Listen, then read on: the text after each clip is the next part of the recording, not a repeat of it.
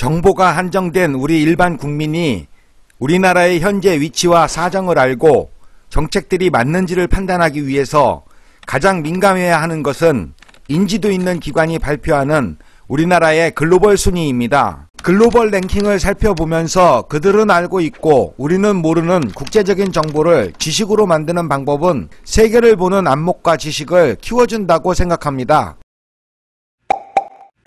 오늘 첫 번째로 소개해드리는 국가 랭킹을 발표하는 매체는 미국의 주간지 US 뉴스 앤 월드 리포트, 약칭으로 USNWR은 매년 세계에서 가장 강력한 나라 순위를 발표합니다. 세계에서 가장 강력한 나라 순위는 지도자 인지도, 정치적 영향력, 경제의 영향력, 강력한 국제동맹, 강력한 군사력, 수출 능력 등 6가지 항목으로 매년 전세계 85개국 1만 7천 명을 대상으로 설문조사하여 점수화하는 방식으로 이루어집니다. 세계인들이 인식하고 있는 강대국 순위가 나타나는 방식인데요. 세계에서 뉴스에 자주 등장하여 주목을 받으며 전세계 경제 흐름을 규정하는 강력한 나라를 말하는 겁니다. 2021년도 조사까지는 세계의 7대 패권국은 미, 중, 너, 독, 영, 일, 푸입니다.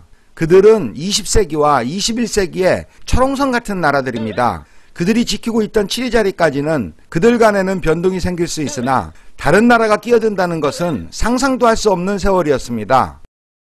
대한민국은 존재조차도 희미했던 1919년 3.1운동 이후 100년 만인 2019년 세계 10대 강국으로 인정받게 됩니다. 그리고 20년에 한 계단 9위에 오르고 한 번 더 21년 한 계단을 올라 8위가 됩니다.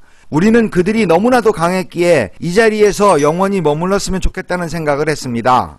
하지만 2022년 세계는 대한민국을 세계에서 6번째 강력한 나라로 인정해 주었습니다. 2022년부터는 미국, 중국, 러시아, 독일, 영국, 한국, 프랑스가 세계에서 7대 패권국이라는 말입니다. 대한민국이 3년 만에 최대 이변을 만들었습니다. 세계에서 쟁쟁한 열강들 4개국을 밀어내고야 말았습니다. 세계 85개국 사람들은 역경과 고난을 이겨내고 있는 대한민국을 세계에서 6번째 강력한 나라로 인정합니다. 그러니 열강답게 크게 생각하고 더 큰 나라가 되어달라는 희망을 보내준 것입니다. 2022년은 대한민국이 세계 6강을 허락받았습니다. 그리고 우리가 가고 있는 길이 맞다는 것이 증명이 되었습니다. USNWR은 우리나라를 첨단 기술과 서비스업에 기반을 둔 한국 경제는 외국인 투자에 성공한 사례이며 경제개발협력기구 OECD에서 원조를 받던 나라에서 세계 최초로 원조를 하는 나라로 전환된 나라이고 현재는 전반적인 부분에서 세계 최대 경제대국 중 하나라고 평가했습니다. 우리나라는 22년 GDP 1조 8천억 달러로 세 번째 강대국인 러시아를 앞섭니다. 6개 항목 점수는 지도자 22.5, 정치적 영향력 48.6, 경제적 영향력 79.8, 국제동맹 66.4, 군사력 79.1, 수출 84점으로 합산의 평점 64.7점을 받았는데요. 지도자와 정치인 점수가 낮습니다. 23년에는 지도자와 정치인이 높은 점수를 받는 수준으로 성장하기를 응원합니다. 어떤 게임이든지 결국은 한타 차이에서 승부가 갈립니다. 지도자가 되기 전에는 내 편만 관계가 있습니다. 하지만 지도자가 되는 순간 네 편도 지도자의 소관이 됩니다. 지도자는 해당 조직의 이익과 발전의 편에 서야 합니다. 정보와 권한이 집중되기 때문에 가장 외로운 자리여야 합니다. 지도자가 외롭지 않다면 모든 문제가 시작되고 있는 것입니다.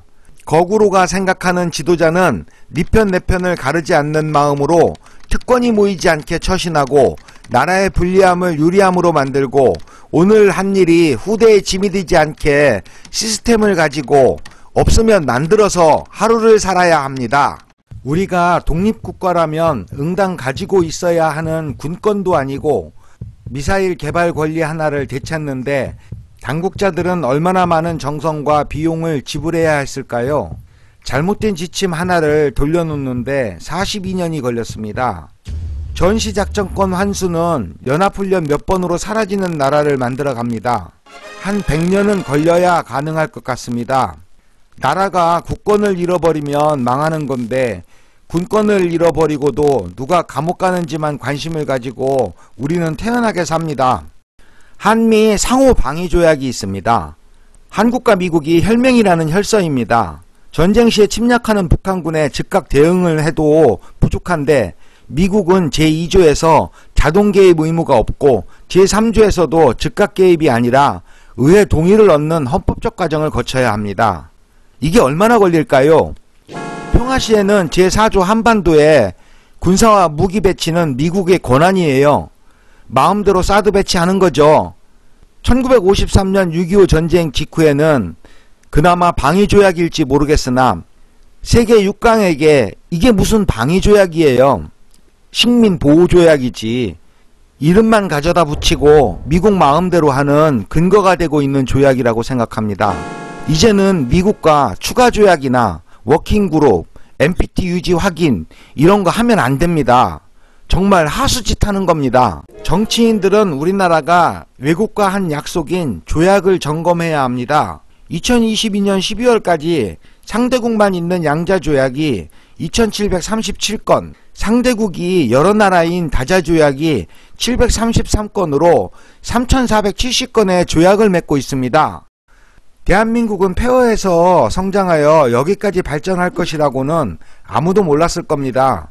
주변 열강들과 맺은 조약들이 우리 발전을 저해하는 것이라면 분쟁을 각오하고 바꾸어 나가야 한다고 생각합니다. 이제는 정치와 외교가 잘못되면 우리나라가 지불해야 되는 대가가 너무 커지는 세상입니다. 세계 5위권 산업들이 다시 밀려날 수 있습니다. 우리가 어렵더라도 이 산업들은 지켜가야 합니다. 국회 정기회의 중 의사당에 북한의 미사일이 떨어져 국회의원 생존자가 179명이라면 우리는 우왕좌왕하지 않고 전쟁을 할 수 있는 법적 구조를 가지고 있습니까? 대통령 선전포고에 대한 찬반 동의 국회의원 정족수가 제적의원 5분의 3, 즉 180명이 찬성해야 한다고 규정하고 있습니다. 생존의원 3분의 2로 한 달을 추가해야 마땅합니다. 일 터지고 누가 그럴 줄 알았나요? 이런 거 이제는 하면 안 됩니다. 국력 6강에 맞는 사소한 시스템부터 만들어가야 합니다. 지금까지 시청해 주셔서 감사합니다. 행복하고 안전한 날들 만드시기 바랍니다.